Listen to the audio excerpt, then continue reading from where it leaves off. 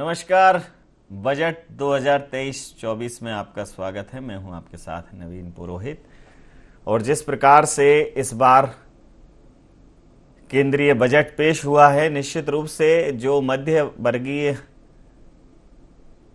लोगों की जो अपेक्षाएं थीं उसको वो पूरा करता हुआ दिखाई दे रहा है। खासकर जो बड़ी बातें हैं टैक्स स्लैब की, कि अब 7 लाख तक की आय में कोई टैक्स नहीं है। हालांकि उसके बीच में एक व्यवस्था है, लेकिन फिर भी एक पर मंथ बड़ी सैलरी लेने वाले जो लोग हैं उनको एक बड़ी राहत है।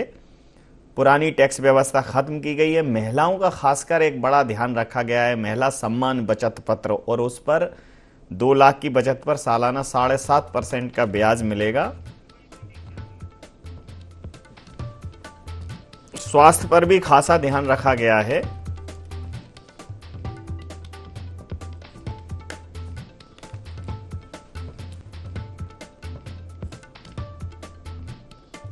वेतन भोगियों को आयकर में छूट का ऐलान है, बहुत ही स्पष्ट है। इसमें तो कोई दो राय नहीं है कि वेतन भोगियों के लिए ये बहुत ही बेहतर टैक्स व्यवस्था है।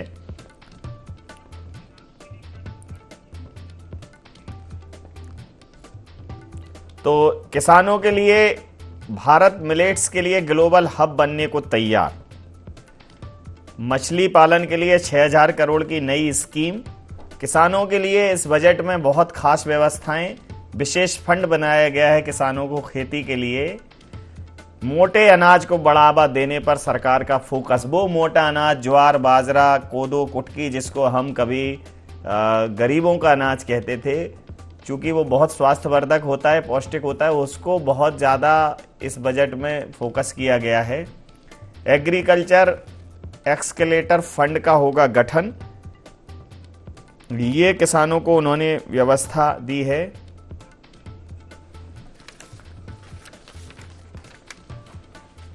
गोवर्धन स्कीम भी दी है। और अब ये आत्मनिर्भर भारत के लिए भी सरकार ने कुछ व्यवस्थाएं की हैं। पीएम आवास योजना 67% बढ़ाई गई है।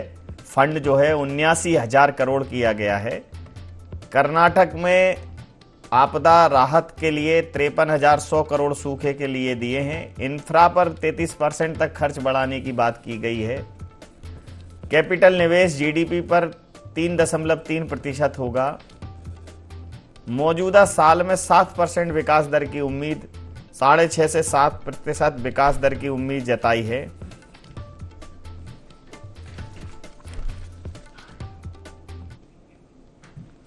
और ये रेलवे और एयरपोर्ट के लिए 2.5 लाख करोड़ रेलवे पर खर्च होगा। रेलवे में निजी क्षेत्र की भागीदारी होगी। रेलवे की नई योजनाओं के लिए 75,000 करोड़ की व्यवस्था की गई है। ट्रांसपोर्ट और इंफ्रा के लिए 75,000 करोड़ की जो व्यवस्था है वो ट्रांसपोर्ट और इंफ्रा पर खर्च होंगे। 75,000 करोड़ का फंड, एक बहुत बड़ा फंड रेलवे के लिए रिजर्व किया है। और निजी क्षेत्र के लिए 100 नई योजनाएं बनाएंगे, कैसे निजी क्षेत्र को ज़्यादा से ज़्यादा एक्सेस दिया जा सके। 50 और नए एयरपोर्ट बनेंगे। शिक्षा में भी इस बजट में प्रावधान किया गया है। डिजिटल पुस्तकालय स्थापित किया जाएगा। एकलव्य स्कूल खोले जाएंगे। 38,800 टीचर्स की भर्ती होगी और 3.5 लाख आदिवासी छात्रों को इसका फायदा मिलेगा। ये शिक्षा के लिए देश का बजट जो है। 157 नए नर्सिंग होम खोले जाएंगे। 30 स्किल इंडिया इंटरनेशनल सेंटर की स्थापना होगी। स्किल डेवलपमेंट के क्षेत्र में यह क्रांतिकारी कदम होगा। और देश के यूथ पर भी फोकस किया है। नए रोजगार पैदा करने के लिए युवाओं को ग्लोबल स्तर पर ट्रेनिंग मिलेगी। क्रेडिट योजना गारंटी के लिए 9,000 करोड़, ताकि वो लोन लेकर अपना काम कर सकें। 47 लाख युवाओं को 3 साल तक भत्ता देंगे। पीएम कौशल योजना 4 लॉन्च होगी। कौशल आधारित शिक्षा नीति लाएंगे। नए रोजगार पैदा करने पर सरकार का फोकस होगा। युवाओं को ग्लोबल स्तर पर ट्रेंड किया जाएगा और स्वास्थ्य के लिए 2037 तक एनीमिया फ्री, 2047 तक माफी चाहूंगा, एनीमिया फ्री कंट्री की परिकल्पना की गई है। आईसीएमआर लैब की संख्या पूरे देश भर में बढ़ाई जाएगी। आईसीएमआर लैब की जो उपयोगिता है वो हमने कोविड के दौरान देखी। चिकित्सा क्षेत्र में निजी निवेश को बढ़ावा और करीब 157 मेडिकल कॉलेज, 157 नर्सिंग कॉलेज भी बनाए जाएंगे। तो ये एक बड़ी व्यवस्था है, सरकारी स्तर पर है ये। निजी क्षेत्र की भागीदारी से तो इसमें और ज़्यादा क्रांतिकारी विकास होगा। 200 करोड़ की कोविड वैक्सीन की भी बात की है।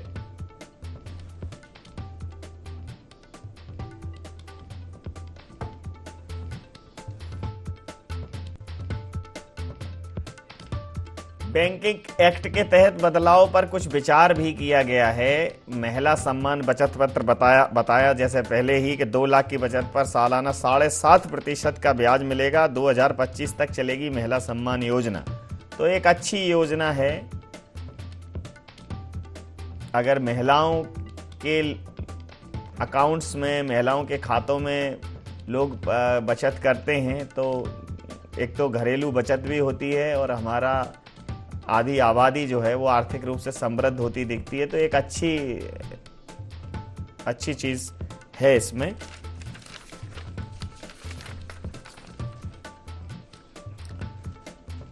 तो ये सब बड़े पॉइंट्स हैं और हमारे साथ सभी मेहमान इस वक्त हमारे साथ चर्चा में शामिल हैं और ये बजट की बड़ी बातें हैं और ये वो बजट है जिसके आधार पर सरकार का भी लेखा जोखा जनता तैयार करेगी। तो ये बजट सिर्फ आम बजट, आर्थिक आम बजट नहीं है, ये मानसिक आम बजट भी है। हमारे साथ इस चर्चा में शामिल हैं पंकज चतुर्वेदी जी, भारतीय जनता पार्टी से, अब्बास हफीज साहब मीडिया विभाग के उपाध्यक्ष हैं कांग्रेस से, लखन चौधरी जी अर्थशास्त्री हमारे साथ रायपुर से जुड़े हुए हैं, अंशु गुप्ता जी सामाजिक कार्यकर्ता हमारे साथ स्टूडियो से हैं। आप समस्त महानुभावों का मैं बहुत बहुत स्वागत करता हूं। और सीधा चूंकि बात अर्थशास्त्र की है और उस अर्थशास्त्र में हमारा तर्कशास्त्र उतना ही कमज़ोर है, तो बेहतर है कि हम पहले एक समग्र प्रतिक्रिया ले लें। लखन जी, ये जो इस बार जो बजट लेकर आई है सरकार, पहले उम्मीद कर रहे थे कि जो टैक्स का स्लैब है वो बढ़ाया जाएगा, हालांकि उसमें 7 लाख तक कोई आय नहीं है, लेकिन फिर 3 से 6 लाख, अगर 7 से थोड़ा ज़्यादा होता है तो 3 से 6 लाख पे 5%, 6 से 9 पे 10%, ये थोड़ा सा एक बीच में एक अलग सा कैलकुलेशन है। तो इस पर एक आपकी इस पर प्रतिक्रिया, प्लस जो ओवरऑल बजट का जो भाव है, ओवरऑल बजट का जो आउटकम है, कैसे देखते हैं एक अर्थशास्त्री के तौर पर? जी देखिए, ओवरऑल तो बजट ठीक है, बहुत ज़्यादा कुछ खास भी नहीं है लेकिन बहुत ज़्यादा निराशाजनक भी नहीं है। जैसे कि बजट के बारे में लोगों को उम्मीदें थीं, खास करके जिसका जिक्र आपने किया कि जो वेतनभोगी वर्ग है वो उम्मीद कर रहा था कि 5 लाख तक की जो आय है वो कर मुक्त हो जाए। तो वो जो उम्मीद है वो उसमें थोड़ा सा निराशा हुई है। केवल 50,000 रुपये जो है बढ़ा है। ये जरूर है कि जिनकी कुल आमदनी साल में 5 लाख रुपए तक होती थी उसको बढ़ा के 7 लाख कर दिया गया है। तो उनको थोड़ा सा 25,000 का फायदा उनके लिए है जो छोटे आमदनी वाले हैं, जिनकी इनकम जो है 7 लाख रुपए तक की है, तो उनके लिए थोड़ी सी छूट है। लेकिन 15 लाख से ऊपर जिनकी आमदनी है उनको तो एक पैसे के भी फायदे नहीं हुए हैं, उनको कोई जो है बड़ा लाभ नहीं मिला है। लेकिन ठीक है कि भाई लोगों ने उम्मीद रखी थी कि कुछ तो बढ़ाए, तो कुछ इन्होंने बढ़ा दिया, 50,000 रुपये बढ़ा। ये देखिए, तीसरा टैक्स जो है कर प्रणाली, ये तीसरा है। पहले पुरानी कर प्रणाली थी, फिर नई कर प्रणाली लाई, अब एक नई और कर प्रणाली आ गई है। तो इसमें बहुत ज़्यादा कोई फायदा होगा ऐसा नहीं है। देखिए, जब थोड़ी सी छूट मिलती है लोगों को तो लोग क्या है खुश हो जाते हैं कि हमको जो है छूट मिल रहा है। लेकिन जब हम उसको महंगाई के नज़रिए से देखते हैं, आज की तारीख में 6-7% जो महंगाई है, महंगाई के नज़र से आप जब देखेंगे, उसकी तुलना करेंगे, तो जो आपको जैसे 15 लाख रुपए तक की जिसकी आमदनी है उसको 37,500 रुपए का छूट मिलेगा, एक्स्ट्रा जिसको कहें कि इस नए कर प्रणाली से। लेकिन 37,500 रुपए का जो उसको लाभ मिलेगा वो तो महंगाई में खत्म हो जाएगी। तो क्योंकि 6-7% से ज्यादा महंगाई है, तो दिक्कत क्या होती है कि चाहे 2,000 हो, 3,000 हो, भाई आज आदमी की मानसिकता, जैसे कि आपने भी कहा कि तर्क का बजट है, मानसिकता का बजट है, तो एक कप चाय भी किसी को पिला दिया जाता है तो वो खुश हो जाता है। लेकिन उसके पीछे, चाय पिलाने के पीछे की जो मंशा है वो समझने की जरूरत है। मुझे लगता है कि इसमें बहुत ज्यादा कोई फायदा कर दाताओं को होगा ऐसा नहीं है। थोड़ा बहुत फायदा होगा, जो महंगाई की मार से डिस्पोजेबल इनकम, जो महत्वपूर्ण बात होती है, डिस्पोजेबल इनकम पुरोहित जी, वो जी लोगों की खत्म हो रही है महंगाई की वजह से। तो इस पर सरकार ने कुछ नहीं किया। पेट्रोल डीजल की जो चीजें हैं उस पर जो है सरकार कुछ नहीं कर रही है। ठीक है कि महिलाओं को 2 लाख रुपए तक का जो है 7.5% ब्याज मिलेगा, और जो वरिष्ठ नागरिक हैं उनके लिए भी थोड़ा सा सेविंग अकाउंट में 4.5 लाख रख रहे थे, अब 9 लाख रख सकेंगे। तो इस तरह से कुछ कुछ 2-4 चीजें ठीक है, लेकिन कोई बहुत ज्यादा इसमें फायदा है ऐसा कुछ नहीं है। जी, समझता हूँ। पंकज जी, देखिए, मिला जुला बजट है, लेकिन इसको जैसे क्रांतिकारी बजट प्रस्तुत करके सामने लाया जा रहा है वैसा है नहीं, क्योंकि उस लिहाज से लोगों की जो खर्चे हैं वो बहुत बड़े हैं। पिछले कुछ दिनों में महंगाई निश्चित रूप से बढ़ी है। अब अगर उनकी बचत बढ़ती है तो वो महंगाई में ही समाहित हो जाएगी, उसको ही मीट आउट करने में। क्या कहेंगे? देखिए नवीन जी, ये मिला जुला नहीं, मिला मिला बजट है सर। जी और क्या क्या मिला मैं बताता हूँ। वो जो जिस पर आप कंफ्यूजन थे, शायद लखन जी ने उस बिंदु को अपन किसी कारण से स्पर्श नहीं किया। जी 7 लाख तक की छूट के आशय नवीन जी क्या है? और ये जो 0 से 3 तक, 3 से 6 तक 5%, फिर आगे 10%, इसका गणित क्या है? तो दोनों चीजों को मिला जुलाकर प्रस्तुत करने का षड्यंत्र कांग्रेस पार्टी कर रही है। और इसलिए कहा जा रहा है कि मिला जुला है, कुछ नहीं मिला है। सर, पहले 5 लाख रुपए तक पे नवीन जी कोई टैक्स नहीं था, अब उसको सीधा बढ़ाकर 7 लाख कर दिया है। और इस 7 लाख में आपकी 2 लाख तक की एनपीएस की और इन्वेस्टमेंट की छूट शामिल, यानी वो 9 लाख है। और ये 0 से 3 का भी गणित समझिए सर, कैलकुलेशन के स्लैब है। मैं आपको फिगर के उदाहरण से समझाता हूं ताकि स्पष्ट होगा। यदि मान लीजिए कि आपकी आय नवीन जी 6.5 लाख रुपए है, जी 7 लाख से कम है आपकी 6.5 लाख रुपए आए, तो पहला जो टैक्स स्लैब आया आपका 0 से 3 तक का, तो कैसे कैलकुलेशन होता है? सरकार टैक्स की गणना करती फिर उसको माफ करती, ताकि उसको पता रहे कितना टैक्स था और कितना माफ किया। तो 6.5 लाख रुपए यदि आपकी इनकम है, तो 0 से 3 लाख तक आप शून्य टैक्स पर हैं, यानी 3 लाख पर कोई कर्ज नहीं, बचे 3.5 लाख। अब उसमें 3 लाख पर लगेगा 5% कर। जो 3 से 6 लिख ले, 0 से 3, जो 3 से 6 लिखा उस पर लगेगा 5% कर। वो हुआ 3 लाख का 15,000।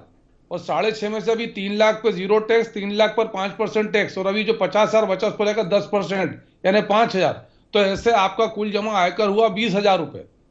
लेकिन आपकी जो कुल आय है वो 7 लाख रुपए से कम है, तो 20,000 रुपए का कर सरकार आपसे नहीं लेगी। ये सरकार आपका कर 20,000 का आपको माफ करेगी। ये 7 लाख तक का गणित है। तो टैक्स के स्लैब को, कि 0 से 3, फिर 3 से 6, 6 से 9 आगे जो स्लैब है, उस स्लैब को ऐसे प्रस्तुत किया जा रहा है कि साहब 7 लाख की कर माफी पर 3 से 6 लाख में 5% कर। तो हमारे वित्त विशेषज्ञ महोदय ने क्यों नहीं स्पष्ट किया, ये वो बेहतर जाने। बाकी मेरे हिसाब से यदि जिस पर सबसे ज्यादा काम करने की आवश्यकता थी नवीन जी, सरकार ने उस पर स्पष्ट काम करने किया। के लिए बैठे हैं आप भी। नहीं, ये तो आपको कहना ही नहीं है। आप क्या करोगे कि मतलब इसको और मैं कंफ्यूज कर दूंगा? ये भी अच्छी बात है। जो उन्होंने स्पष्ट नहीं किया, अगर कह रहे हैं तो मैं कर दूंगा। हाँ ठीक है, आप करो। अब पहले कोई पंकज जी को अपनी confuse होने की आवश्यकता।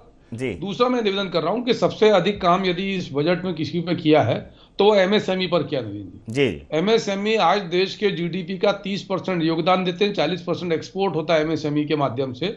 और एमएसएमई की पहली काम कृषि वर्धन का 20 लाख करोड़ रुपए का जो प्रावधान है स्टार्टअप के लिए, 2200 करोड़ रुपए बागवानी के लिए, डिजिटल ट्रेनिंग के लिए, मछली पालन के लिए 6,000 करोड़ रुपए, ग्रीन ग्रोथ के लिए 20,000 करोड़ रुपए, जी एमएसएमई के लिए अलग से 2 लाख करोड़ रुपए का ऋण, जी वो उद्योग धंधे प्रारंभ करने के लिए, 7,000 करोड़ रुपए ई न्यायालय के लिए, अपशिष्ट को यानी गोवर्धन को बदलने के लिए 10,000 करोड़ रुपए, ये तो सब पता ही स्किल इंडिया का जो डेवलपमेंट है उसके लिए 30 मैं स्किल इंडिया पंकज के जी, सेंटर ये तो बनाएंगे। अभी 1 घंटे 1.5 घंटे बोली हैं मैं प्रधान वो आप वित्त मंत्री निर्मला सीतारमण जी, और खूब पट्टियों में चला है, तो ये तो ठीक है, इस पे जरा चर्चा करें तो विश्लेषण नहीं, इस पर।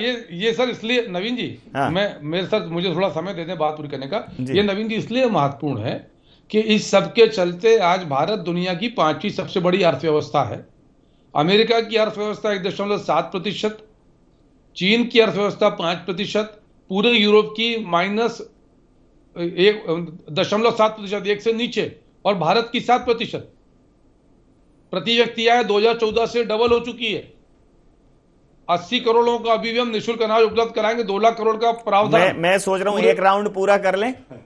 कर लो सर, पूरा राउंड कर लीजिए, लेकिन मिला बजट है सर, मिला जुला नहीं है, मिला बजट है, बहुत मिला है सर। मिला है कि मिला गया है, ये अब अभी चर्चा में तय हो जाएगा। मैं नवीन जी जो पंकज जी ने बातें कही उसी पर रखना चाहता हूं, उसके बाद फिर अपन आगे भी चर्चा कर लेंगे। सबसे बड़ी उपलब्धि अगर इस बजट को लेकर कोई, मैं अर्थशास्त्री हूं नहीं और जितना ज्ञान पंकज जी को होगा उतना ही हमको होगा, अर्थशास्त्री बैठे हैं यहाँ पर, उनकी प्रतिक्रिया बहुत महत्वपूर्ण थी। लेकिन आज सबसे बड़ी अगर उपलब्धि पूरी भारतीय जनता पार्टी बता रही है, पूरे बीजेपी के नेतागण प्रवक्तागण, तो वो है 7 लाख रुपये तक कोई टैक्सेशन अब नहीं रहेगा, कोई टैक्स नहीं रहेगा, टैक्स स्लैब बड़ा बढ़िया हो गया है। लेकिन पंकज जी ने जो बात कही है वो सरासर सच्ची नहीं है, साफ तौर के ऊपर या तो उनको जानकारी नहीं थी या वो भ्रमित कर रहे हैं।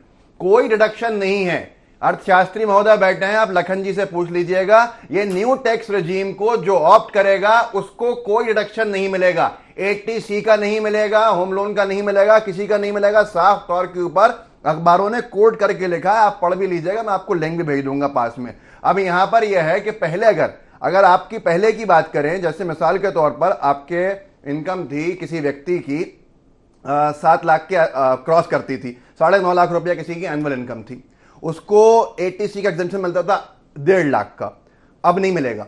हाउसिंग लोन का रिबेट मिलता था 2 लाख का, अब नहीं मिलेगा नई न्यू टैक्स रेजीम में। स्टैंडर्ड डिडक्शन था 50,000 का, एनपीएस 80CC/D का था 50,000 का, नेट टैक्सेबल इनकम 9.5 लाख वाले की 5 लाख रुपया मानी जाती थी, उसके ऊपर कोई कर नहीं था। अब न्यू टैक्स रेजीम जो इंट्रोड्यूस की गई है, ऑप्शन है, आप चाहें तो इस पे चले जाइए, पुराने पे रहिए अगर आपके पास ये सारी चीजें हैं जिससे आप रिबेट लेते हैं। लेकिन अगर आपके पास ये रिबेट लेने का ऑप्शंस नहीं है तो आप नए टैक्स रेजीम को अपनाइए, जिसके अंदर अगर आपकी आमदनी 7 लाख रुपया है तो आपको कोई टैक्स नहीं देना, लेकिन अगर इससे 1 रुपया भी बढ़ा तो आपके ऊपर टैक्स लगा दिया जाएगा, क्योंकि इसके अंदर आप कोई भी रिडक्शन, कोई भी रिबेट नहीं ले सकते हैं, उसका अधिकार आपको नहीं मिल रहा है। जो 5 लाख था उल्टा इन्होंने उसको 7 लाख कर दिया है, लेकिन 7 लाख की जगह देखा जाए 9.5 लाख रुपया पहले टैक्सेबल इनकम नहीं थी, कम होते होते अब 7 लाख भी टैक्सेबल इनकम है। ये इनकी सबसे बड़ी उपलब्धि का पूरा पोस्टमार्टम है, जो आज पूरे देश के अखबारों के अंदर मीडिया हाउस में चलना शुरू हो गया।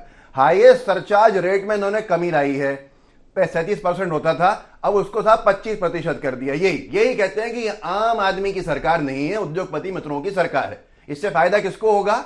हाईएस्ट सरचार्ज रेट जो होता है वो उस पर लगता है जिसकी आमदनी 50 लाख से अधिक हो, जिसकी टैक्सेबल इनकम 50 लाख से अधिक हो, उसको राहत देने के लिए खड़े हुए और ये कहा कि आपको 37% नहीं, अब आपको 25% देना पड़ेगा। आम आदमी को क्या मिला? कुछ नहीं मिला। आम आदमी के लिए क्या कर सकते थे? बहुत कुछ कर सकते थे, इतनी सारी चीजें गिनाई एलोकेशन के ऊपर कि हमने इसके लिए ये एलोकेट कर दिया, इसके लिए ये एलोकेट कर दिया। इन्होंने एजुकेशन का एलोकेशन कम कर दिया है, इन्होंने हेल्थ का एलोकेशन कम कर दिया है। ये पहला देश होगा हमारा जिसके अंदर सरकार खड़े होकर जो बजट पेश करती है तो पिछली बार के मुकाबले में, चलिए हेल्थ को लेकर कुछ कह सकते हैं, लेकिन एजुकेशन को लेकर क्या कहेंगे?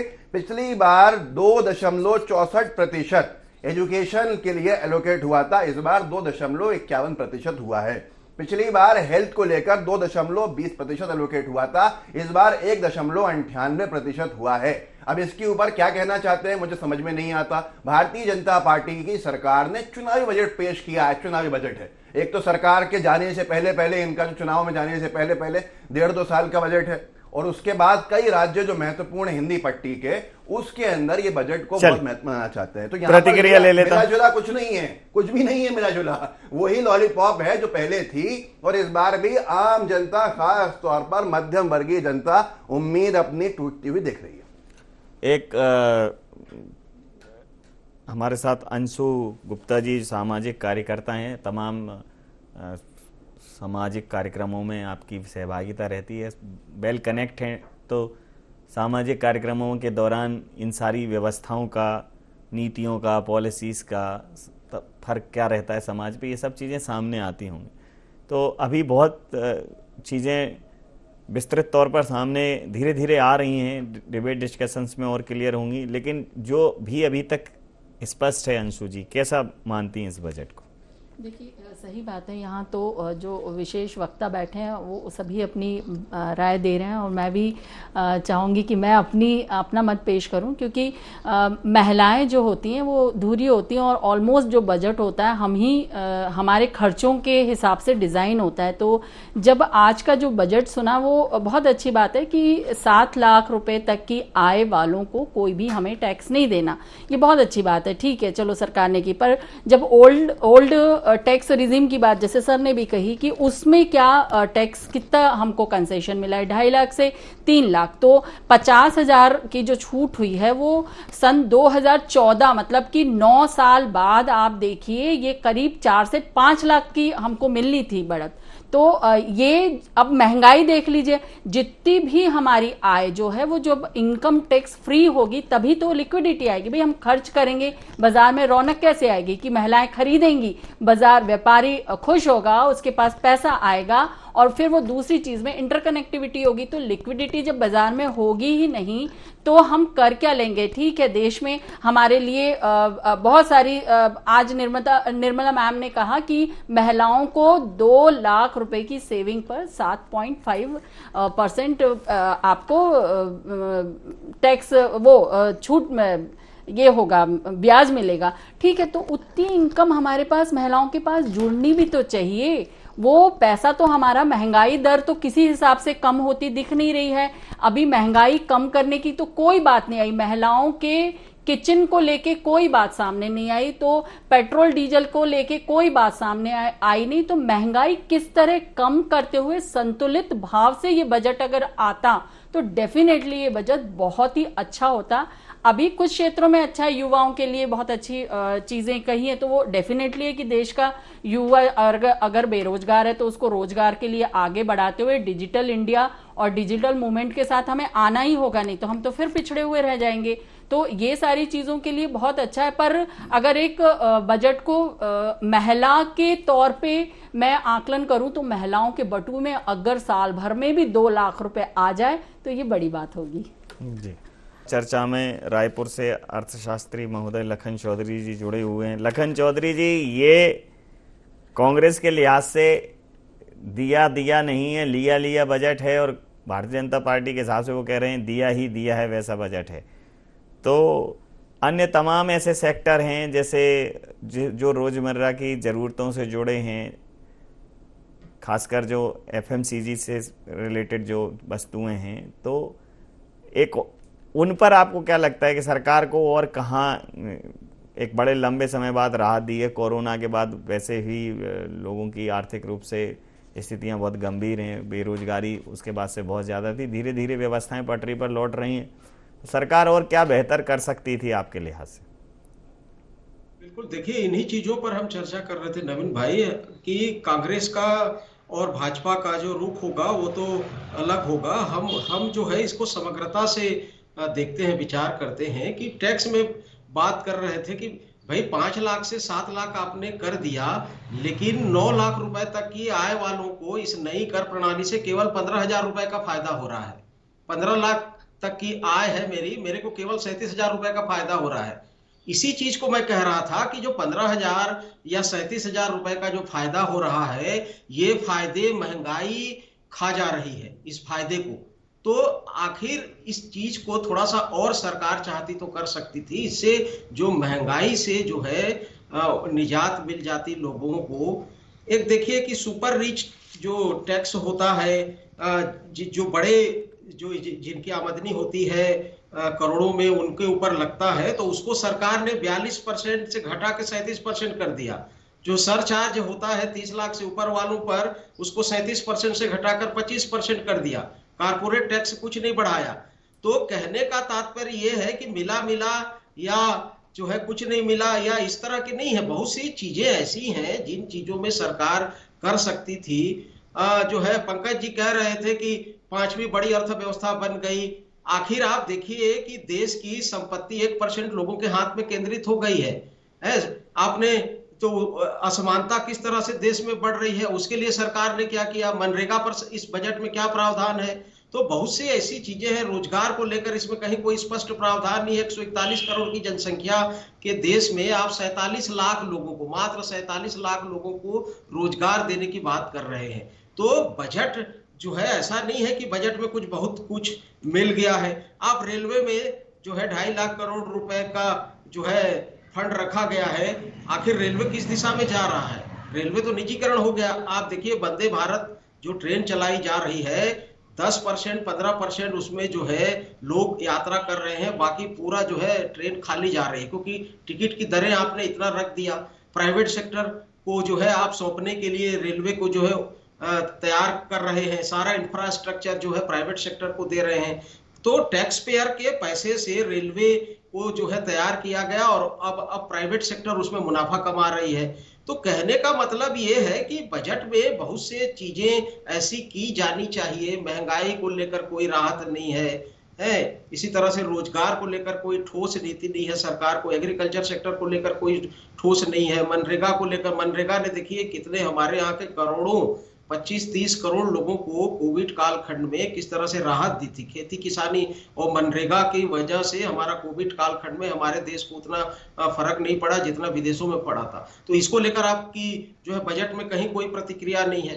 सरकार जो है उधार और लायबिलिटी पर आज भी 34% खर्च कर रही है। सरकार को इस पर ध्यान देना चाहिए था, कम करना चाहिए था। ब्याज भुगतान पर जो है 20% रुपया खर्च कर रही है। तो कहने का तात्पर्य यह है कि इन चीजों को लेकर एक नीति, ठोस नीति बनाने की जरूरत है, दूरदर्शी नीति बनाने की जरूरत थी, जिससे आम आदमी को कोई खास फायदा हो। 15-20 हजार रुपए का जो आम आदमी को जो फायदा हो रहा है, वेतनभोगी वर्ग को जो फायदा हो रहा है, मिडिल क्लास को जो 15-20 हजार रुपए का फायदा हो रहा है, वो महंगाई खा जा रही है। मुख्य बात यह है, फायदा नहीं हो रहा है ये नहीं है। इसलिए हम कह रहे हैं मिला जुला बजट है। आप एक देखिए कि कोविड कालखंड में जो है हमारी जो हेल्थ सेक्टर था, स्वास्थ्य जो व्यवस्था थी, वो किस तरह से चरमरा गई थी। उसके बावजूद भी हेल्थ सेक्टर में कल जो रिपोर्ट आई है आर्थिक सर्वेक्षण, उसमें ये कहा जा रहा है कि अभी मात्र 2% हेल्थ सेक्टर के बजट को करने का प्रावधान है।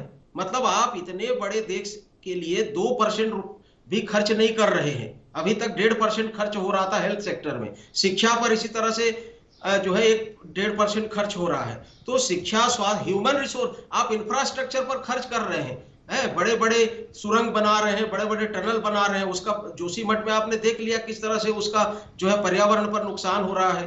तो ह्यूमन रिसोर्स पर आपको खर्च करना चाहिए। शिक्षा, स्वास्थ्य, रोजगार, महंगाई पर खर्च करने की जरूरत है। सरकार को एक पॉलिसी, दूरदर्शी पॉलिसी की जरूरत है। इन चीजों से बजट से निराशा हुई है। ये पंकज जी, निश्चित रूप से अब देखिए क्या होता है कि पार्टी की लाइन अलग है, कांग्रेस की भी और आपकी भी, भारतीय जनता पार्टी की, लेकिन एक निष्पक्ष प्रतिक्रिया तो ये निष्पक्ष प्रतिक्रिया ये है। ये निष्पक्ष प्रतिक्रिया है ये। अब ये आप इसकी निष्पक्षता, मैं तो भाषण सुन रहा था, मैंने कहा भाषण पूरा हो जाए भाई साहब का तो फिर बोलूं मैं। नहीं, भाषण तो बजट का तो भाषण ही होगा ना सर। तो सर निर्मला सीतारमण जी का भाषण, तो फिर उसको क्या कहा जाए, बजट पर वचन। मैं यही आग्रह कह रहा था कि यदि ये निष्पक्ष प्रतिक्रिया भाई साहब की तो फिर ऐसी निष्पक्ष प्रतिक्रिया आपकी मुबारक हो। नहीं, मैं सिर्फ पूछ रहा हूँ 15,000। भाई नवीन जी मेरी उत्तर तो बात सुन लीजिए जी। ये भाई साहब ने 15,000 का गणित कैसे लगाया बताएंगे भाई साहब विशेषज्ञ सर? 15,000 रुपए का लाभ हुआ था, 7 लाख को कैसे लगाया वाले तक को कितना का बचत होगा आप बताओ ना सर, कैसे होगा, गणित कैसे लगाया भाई? आप एक्सपर्ट हो सर, हम तो अनजान आदमी इस फील्ड में सर। आपने 15,000 कैसे निकाला सर? इसलिए इतनी बड़ी बड़ी बातें कर रहे हैं। देखिए आप सर 15,000 का गणित हिसाब दे दो सर। अरे बुरा क्यों मान रहे हो? अरे बुरा क्यों मान रहे हो? पब्लिक को भ्रमित करना ज्यादा बुरा मान गए आप लोगों से। कोई अरे दादा बुरा क्यों मान रहे हो आप? 15,000 का गणित बता दो ना। कर लीजिए ना। कैलकुलेशन अरे तो कर आप लीजिए। बता दीजिए ना। तो सुनो सुनो आपने किया ना तो आप बताइए। सुन लीजिए, सुन तो लीजिए, सुनिए सुन कैसे, लीजिए, सुन लीजिए कैसे 3 लाख रुपए तक फ्री है, 3 से 6 लाख तक 5% में कितना हजार होता है? 3 लाख से 6 में 5% में कितना हजार होता है? किसका कितना हजार? 6 से 9 लाख रुपए तक 10% में कितना होता है? 9 से 12 लाख में कितना होता है? अरे किसका कितना 12 से परसेंट 15 होता है? लाख अरे प्रभु, किसी 15,000 पर्टिकुलर कैसे निकाला वो स्टैंडर्ड बता दो अमाउंट आपको। का बात कर रहे हैं, स्टैंडर्ड अरे अमाउंट का नवीन जी, पंकज पुरानी नवीन जी, पुरानी मैं ये कर पूछ रहा हूँ प्रणाली में 15,000 का 15 लाख गणित कौन रुपए से तक हिसाब वो से 1 निकाला? अच्छा क्या 80,000 क्या तीन अच्छा से छह, अच्छा नौ से पंकज जी 12, मेरे को 15 बताओ, का- चलो ठीक है, देखो क्या होता है ना कि अब किसी को भी अब आप कहोगे कि किसी को भी ऐसा अरे नहीं अगेंस्ट सर, सुनने की नहीं, आदत नहीं है, तो मैं ये मैं नहीं कह रहा हूं। काय के लिए बहस में अरे जाएं, समय खराब करें। मैं ये कह रहा हूं सर, कि बहस ये के लिए ऐसा बैठेंगे बजट नवीन है, ऐसा बजट है कि इसको सुनने के बाद, पुरोहित जी एक अरे लाइन सर में मैं बता दे रहा हूं। आपको सर अब वो जी। वैसी प्रतिक्रिया देने का वक्त, वो समय आजकल चल नहीं रहा है। ये ऐसा बजट है कि इसको सुनने के बाद जो है तीनों लोकों में देवताओं ने पुष्प वर्षा की, जो जिनको अंधे थे जो उनको आंखें प्राप्त हुई, लूले जी, जो है वो पर्वत बिल्कुल। चढ़ गए, मुंह खोए बाचाल पंगु चढ़े गिरवर गहन। और जिसने सुना ये अर्थशास्त्र वो बिल्कुल। तर गया है। अब वो इससे ज्यादा क्या कहें सर? ऐसा थोड़ी है सर, आपके हिसाब से कैसे बोलेगा व्यक्ति, और आपके हिसाब से नहीं बोलेगा नहीं, तो नवीन जी। कांग्रेस अच्छा किसी के मैंने ये नहीं कहा, मैंने ये पूछा भाई साहब से जी। कि 15,000 का गणित कैसे निकाला, वो फिगर नहीं बता पाए। वो नहीं बता रहे हैं। 0-3 चलो तो मुझे बता तो नहीं, दिया। कहाँ बता रहे? दूसरा सर मेरी बात सुनो सर जी। मैं कांग्रेस के मित्र कह रहे थे कि वो 2 लाख की छूट मिलती थी पुरानी, उसमें टैक्स की स्लैब रेट कितना टैक्स स्लैब लगता है पुरानी टैक्स की, उसमें कितना टैक्स का रेट है? नहीं वो तो बता सही दो। बात थी, वो और नई में आपने कितना- शायद आप स्टडी आपने या तो स्टडी तो सवाल ही नहीं हो आपकी, लेकिन आपने सोचा होगा कि चला तो सर, चल मैं जाए तो सिर्फ कहीं ये पूछ रहा हूँ बंद नवीन हुआ जी, नोट। मैं डिबेट में एक कांग्रेस का प्रवक्ता होता था, 2 हो गए भाई साहब। वहां रायपुर से बैठ के 15,000 गणित बता रहे हैं, ये चलिए, फिगर नहीं कह रहे। मान 15,000 कहां से लीजिए निकाला? उनकी बात मैं फायदा मिलेगा ये बता रहे हैं। मैं उनको भाजपा वालों की अरे ये दिक्कत 15,000 है, कहां से उधर मिलेगा करने ये में पूछ रहे हैं। मैं माहिर उनको है। अगर मान लो आपको उनकी बात कांग्रेस के फेवर में भी दिख रही है, बात है तो किसी ना किसी के फेवर में होगी और किसी ना किसी के विरोध तो में वो होगी, बात और जो बात किसी के विरोध में नहीं नहीं है कहने सर। जी। मैं सर नवीन जी, मैं विरोध और पक्ष की बात है सर, उनको अधिकार है पूरा, वो जी। विरोध करें पक्ष करें उनकी बात है। जी। मेरा इतना सा आग्रह था कि उन्होंने बहुत शान से कहा कि कुछ नहीं मिला, किसी को कुछ नहीं मिला, 15,000 रुपए का फायदा। तो 15,000 का फिगर पूछना चाह रहा था भैया से कि 15,000 कहां से आया, और पुराने टैक्स स्लैब में टैक्स की रेट क्या है और नए में क्या है, जिसमें लाभ मिलते तो उसमें क्या है, नए में क्या है। जी नवीन जी, ये पूरी ज्ञान गणित करने के बाद बैठती है भारतीय जनता पार्टी सर। सुनिए आप पंकज सुन लीजिए। पंकज जी सुन लीजिए, जी पंकज जी सुन लीजिए। 15 लाख तक जिसकी इनकम है, आमदनी है, उसको जो है पुरानी कर प्रणाली में 1,87,500 का छूट मिल रहा था, नई में 1,50,000 रुपए का जो है मिलेगा, तो 37,500 का ही फायदा हो रहा है मात्र। फायदा कोई बहुत ज्यादा नहीं हो रहा है। 15 लाख और 9 लाख तक खेत का की फायदा आप बात करो, 15,000 हो खलियान रहा है। की। देखो सर भाई साहब, फायदे की बात हम कर रहे हैं। 15,000 फायदा होगा, 37,000 फायदा होगा। नहीं, आप उस चीज को मैंने समझ आपसे नहीं रहे कुछ हो, और पूछा, कुछ और बता रहे हो interpretation कर रहे आप। हैं। मैंने आपने ये कहा भाई साहब, मेरी बात तो सुन लो सर, मैंने कुछ और पूछा, कुछ और बता रहे हो आप। मैंने आपसे ये पूछा कि आपने कहा कि ये 5 लाख से 7 लाख करने 15,000 का फायदा होगा। 15,000 का फायदा कैसे होगा, एक विषय। दूसरा, पुरानी टैक्स की स्कीम है, ऐसा मानते हो आप, और नई टैक्स स्कीम 2 है कि नहीं है? है भाई साहब कि नहीं है? तो 3 हो गई भाई साहब, है कि नहीं? अभी तो 3 हो गई ना। हाँ, तो जो अभी चलो तीसरी छोड़ो, पुरानी में बताओ कितने थी, पुरानी में टैक्स कितना लगता था और नई में कितना था टैक्स का रेट, वो बताओ आप। अरे मैं पुरानी स्कीम से 5 लाख तक की स्कीम पर कर भरता तो कितना कर रेट ऑफ टैक्स था, और नई स्कीम से भरता तो कितना रेट ऑफ टैक्स था। चलिए, वो आवाज नहीं पहुंच रही है शायद उन तक, आवाज नहीं पहुंच रही है। जरा मैं टीम से बोलूंगा चेक कर लें। मैं अब्बास हफीज साहब से, अब्बास हफीज साहब आप प्रतिक्रिया दीजिए। देखिए, मैंने यही कहा और हर एक व्यक्ति कह रहा है आज की तारीख के अंदर, ओल्ड रेजीम न्यू रेजीम में कोई कन्फ्यूजन है नहीं।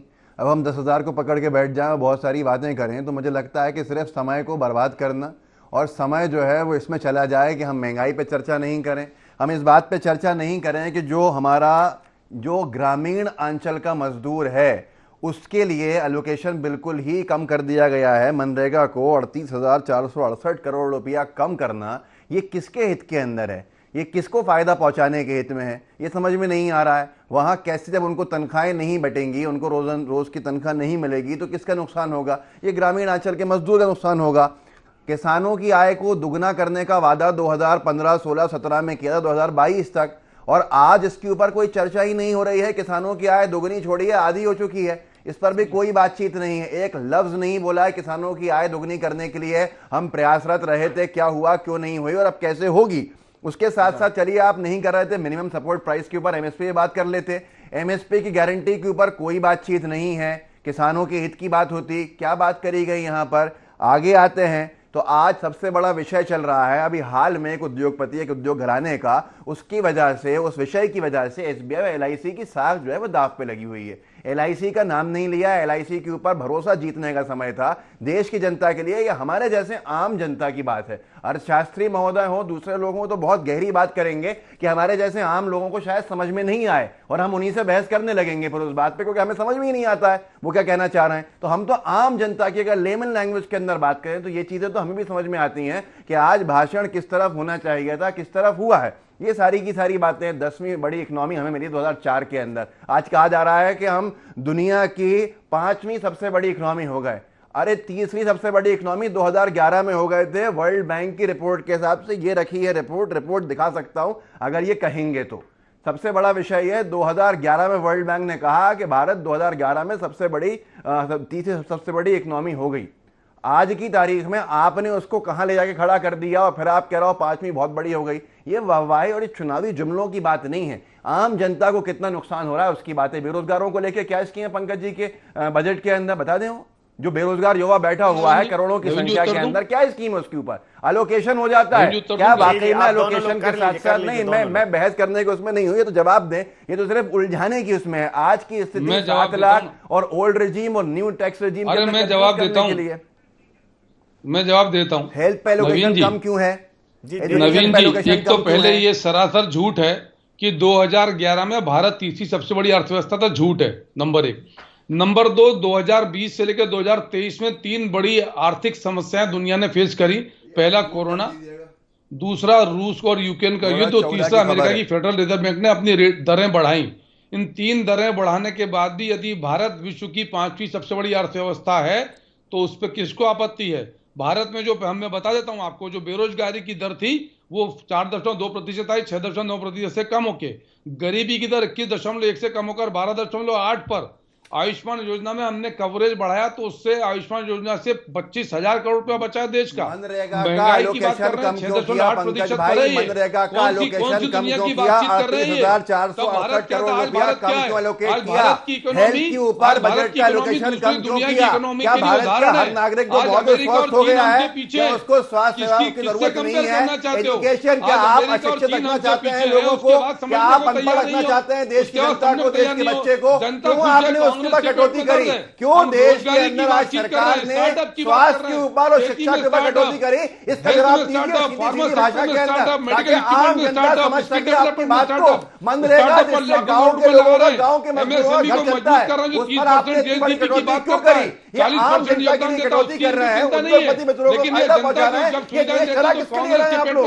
इधर उधर उलझाएंगे, इधर उधर वही बात है। तो इधर उधर की बात करिए, बता के हमें रहबरी का सवाल है। इसी सवाल के ऊपर स्वराज जी सदन को पूछ लिया था इससे, 7 लाख की मुझे सिर्फ एक बात का जवाब दे दीजिए। आप तो 3 बातों का, शिक्षा के ऊपर क्यों बजट की कटौती करी है? देश के बच्चों की शिक्षा के ऊपर, स्वास्थ्य के ऊपर क्यों कटौती करी है? और तीसरी बात, मनरेगा पे कटौती क्यों करी है?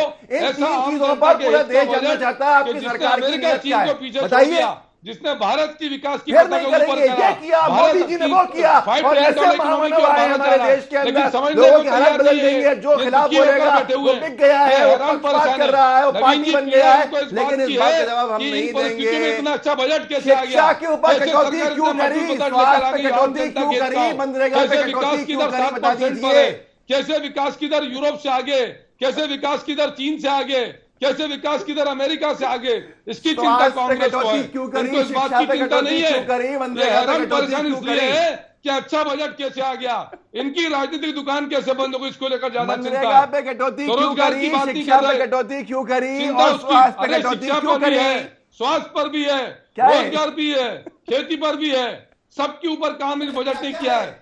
हर समाज के हर वर्ग को स्पर्श किया इस बजट ने, और सीधे जनता इसको सराह रही है। लेकिन कांग्रेस को तकलीफ है, तकलीफ इसलिए है कि जनहित का बजट है, और कांग्रेस को जनता का हित नहीं बजट सुहाता। दिया गया है, देश का आम नागरिक माफ नहीं करेगा।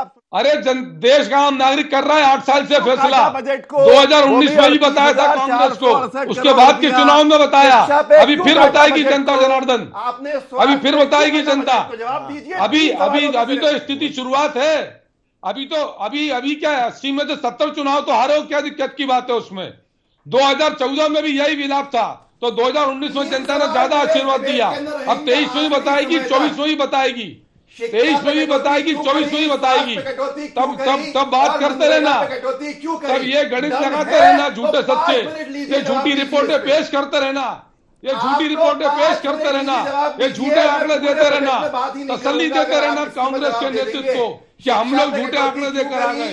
रहना ऐसे ही खुश, और मनरेगा पे जनता की तरक्की पसंद करो, जनता की खुशी को बर्दाश्त करो, विरोध के लिए राजनीति मत करो, जनता की खुशी बर्दाश्त करो, प्रसन्नता मनाओ कि सबसे बड़ी इकोनॉमी हो रहे हैं हम अगले 3 साल में, प्रसन्नता मनाओ कि 7% की विकास दर है, प्रसन्नता मनाओ कि निःशुल्क टीकाकरण किया, प्रसन्नता मनाओ कि 80 करोड़ लोगों को घर घर अनाज बांट रहे हैं, प्रसन्नता मनाओ कि स्वरोजगार की स्थिति है, प्रसन्नता मनाओ कि निर्यात में ऊपर है, प्रसन्नता मनाओ कि विदेशी मुद्रा भंडार ऊपर है। कौन से मुद्दे पर बात करोगे? मुद्दे भी तो कह रहा है, मनरेगा पे क्यों काटा, स्वास्थ्य पे क्यों काटा, कोई नहीं काटा, कोई नहीं काटा, सब झूठी बातें, कोई नहीं काटा, सिर्फ दिया है।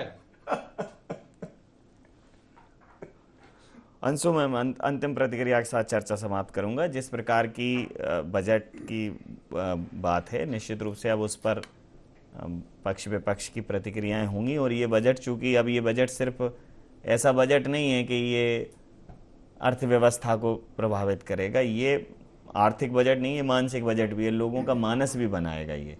तो इस बजट से आपको क्या लगता है कि जैसा भारतीय जनता पार्टी सोच रही है वैसा लोग उस पर कनेक्ट करेंगे?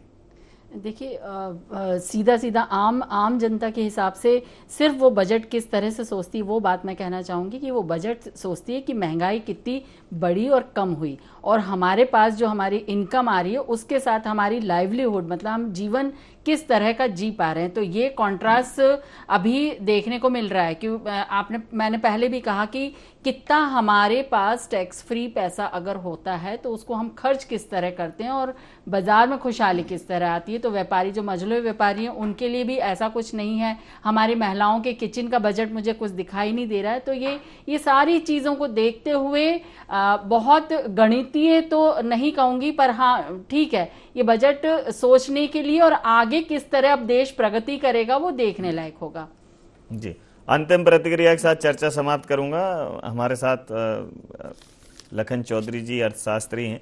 सर, जैसे हर चीज का अपना एक गुण दोष होता है, निश्चित रूप से सरकारें हैं, अपेक्षाओं पर अगर खरी उतर जाएं तो फिर क्या नहीं है, लेकिन आपको ऐसा अच्छा पॉइंट इस बजट में कौन सा लगा जिसको लेकर भारतीय जनता पार्टी बहुत मजबूती से अपना दावा रख सकती है कि भाई ये चीज तो कम से कम ठीक करी है इन्होंने? 2-3 चीजें हैं। एक तो पीएम आवास योजना में जो पैसा उन्होंने 79,000 जो करोड़ रुपए का जो फंड बढ़ाया है, वो एक अच्छा चीज है कि गरीबों को घर बनना चाहिए था। और आदिवासी विकास पर भी 15,000 करोड़ रुपए का जो है खर्च करने की बात कही जा रही है। तो लेकिन ये देखिए, जो आने वाले जो 24 में चुनाव है, 23 में 9 राज्यों में चुनाव है, उसको देख के ये रखा गया है। तो ऐसा नहीं है कि मिला जुला बजट है, बजट में कुछ चीजें हैं, हम ये एकदम नहीं नकार रहे कि बजट में कुछ नहीं है, लेकिन टैक्स के नाम पर जो झुनझुना दिया जा रहा है। और एक नवीन जी, सबसे बड़ी बात दिक्कत ये है कि ये महंगाई और बेरोजगारी को एकदम दरकिनार करके बात करते हैं, और ऐसे बात करते हैं कि जैसे भारत अमेरिका जैसा बन रहा है। बांग्लादेश से प्रति व्यक्ति आय भारत की कम है, पर कैपिटा इनकम, तो इनको अमेरिका बनाने चले हैं तो पहले बांग्लादेश तो बन जाए, ये सोचना चाहिए। बड़ी बड़ी बातें, बड़ी बड़ी बातें करने से कुछ नहीं होगा। कितनी है जो हकीकत है, वास्तविकता बांग्लादेश की कितनी, भारत की कितनी, ध्यान में रखने की जरूरत है। भाई साहब बांग्लादेश की कितनी, भारत की कितनी, बता दीजिए फिगर, कितनी फिगर? आपको जब कोई चीज पता ही नहीं है तो आप डिबेट अरे करने सर क्यों मुझको बैठे तो हैं? पता है, आपको पता है क्या कितनी है? बताओ ना बांग्लादेश आपको का पता फिगर नहीं है, बताओ। इसलिए इस तरह के कुतर्क नहीं, कर रहे झूठ हैं। मत बोलिए, फिगर बताओ आपका बांग्लादेश जो का। कुतर्क है वो भाई इसी साहब तरह कितनी का है है। बांग्लादेश की प्रति व्यक्ति आय? भाई हर साहब चीज कितनी है? में आपको कुतर्क करना ही अरे आता भाई है, साहब मैं तो उसके सवाल अलावा पूछ कुछ रहा नहीं हूँ, आता। ये बांग्लादेश की प्रति व्यक्ति आय कितनी है और भारत की कितनी है, बता बांग्लादेश की दीजिए। प्रति व्यक्ति आय $2300 है, भारत की $2300 अरे भारत नहीं की है, कितनी है? $2200 से नीचे है। भारत की कितनी है? $2200 से नीचे है भारत की। भारत की प्रति व्यक्ति आय 1,97,000 रुपए, $2200 से नीचे है। हाँ, जोड़ लीजिए भाई साहब जरा। आपको यदि कोई चीज के बारे में जानकारी नहीं, अरे मुझे जानकारी पूरी है दादा, मैं तो आपका आपकी पैमाना जानकारी को जो धन्यवाद है दे रहा केवल हूं। वोट बैंक मैं है, तो आपकी केवल जानकारी हिंदुत्व को को साधुवाद दे उलझाकर रहा जो हूं, है केवल प्रणाम वोट कर लेना रहा हूं आपका आपकी पैमाना है। जानकारी को, और जब आपकी तक जो है जानकारी को वोट आपको प्रणाम कर रहा हूं मैं मिलता तो। रहेगा, भारत आप में अपनी बातों को भारत की उतर करते प्रति रहेंगे। व्यक्ति आय पंकज जी $1947 है प्रति व्यक्ति हाँ। आय, और और बांग्लादेश बांग्लादेश की की 2200 प्रति का है ना, व्यक्ति 2200 आय भी नहीं है। बांग्लादेश की प्रति व्यक्ति आय $2227 है। $80 पीछे चल रहे हैं। डॉलर का जो अरे रेट है नवीन वो जी, 81 बांग्लादेश के में आसपास खाने को है। रोटी नहीं है भाई डॉलर साहब। अमेरिका की मुद्रा है। बांग्लादेश में खाने को रोटी नहीं है। चलिए ठीक, वो ठीक है, बांग्लादेश में रोटी खाने वो को मछली नहीं भी है, खिलाते हैं कांग्रेस वाले साथ में उनको, वो बारूद मछली भी के ढेर खिलाते पे हैं बैठा। साथ में। चलिए अंत प्रतिक्रिया तो दे दीजिए जी लखन जी। लखन जी जी बिल्कुल, देखिए मिला जुला बजट है। मैंने पहले भी कहा था कुछ कुछ चीजें अच्छी हैं, लेकिन लोक लुभावन भी है कि जैसे कि पीएम आवास योजना बढ़ाए, आदिवासी विकास योजना, लेकिन बहुत से चीजें और की जानी चाहिए थी। जैसे बेरोजगारी को लेकर, महंगाई को लेकर, पेट्रोल डीजल पर जिस तरह से टैक्स अभी भी लगाया जा रहा है, सारी जो महंगाई है वो पेट्रोल डीजल की कीमतों की वजह से है। तो इस पर सरकार को गंभीरता से विचार करने चाहिए था। आप कह रहे हैं कि 57-58% आबादी को मुफ्त अनाज देकर जो है ये कह रहे हैं कि भारत विकास कर रहा है, तो ये दुनिया भी देख रही है कि आप 81 करोड़ लोगों को जो है मुफ्त राशन दे रहे हैं और ये कह रहे हैं कि भारत विकास कर रहा है। तीसरी अर्थव्यवस्था बन गई, पांचवी अर्थव्यवस्था बन गई, शिक्षा पर 2%, स्वास्थ्य पर 2% का आप खर्च कर रहे हैं। तो आने वाले समय में दूरदर्शी भारत का एक सपना जो होना चाहिए, आत्मनिर्भर भारत, आपका कहां गया है? आप कोई बात करता है तो आप 2047 का सपना दिखाते हैं, 2022 में दोगुनी आमदनी किसानों का कि क्या हुआ? अब कह रहे हैं कि 2047 में हम नया भारत बनाएंगे। तो कहने का मतलब यह है कि आप बातों को, तर्कों को उलझा कर रखना और केवल जो है हिंदुत्व का एजेंडा खेलना, जाति धर्म हिंदू मुसलमान, तो ये जो है ये ठीक नहीं है। आप लखन जी, बात करिए, अब वो आपका एक लखन करिए। जी, आपको मेरा आपका नाम सुन के मुझे एक गाना याद आ रहा है कि पंकज जी निश्चित रूप से अब ये जरूर कहेंगे कि हे नवीन जी तेरे लगन ने बड़ा दुख दीना। मतलब कुल मिला के इस चर्चा के एंड में उनके जहन में ये समझ में आ गया कि भाई साहब की विशेषज्ञता को प्रणाम। ये सवाल, ये बात जरूर हो। भाई भाई राम जी तो है नहीं, लेकिन लखन जी बहुत सम्मानीय है। लखन जी की विशेषज्ञता को प्रणाम। तो नहीं, आप सबकी विशेषज्ञताओं को प्रणाम, अभिव्यक्ति की आजादी को प्रणाम, और प्रणाम उस धैर्य को और क्षमताओं को जो दूसरे की वो बात जो भले ही आपके बेविरुद्ध हो वो सुनने का साहस कर सके। आईएनडी के इस विशेष प्रोग्राम में बजट 2023-24 के इस खास परिचर्चा में आप समस्त महानुभावों का बहुत बहुत धन्यवाद, बहुत बहुत आभार। तो आमदनी अठन्नी, खर्चा रुपया, और बजट जो है कुछ ऐसा ही है भैया। लेकिन चूंकि आमदनी है तो ऐसा तो नहीं है कि आमदनी नहीं हो। सरकार है, सरकार उसको मीट आउट करेगी और पॉलिसीज बनाएगी। अब बात यह है कि चूंकि अर्थशास्त्र जो है बड़ा जटिल है, कुल मिलाकर आम आदमी को तो ये समझ में आता है कि उसकी पॉकेट में कितना पैसा है और उसका खर्चा कितना है। तो खर्चा अभी उसकी पॉकेट से थोड़ा ज़्यादा है।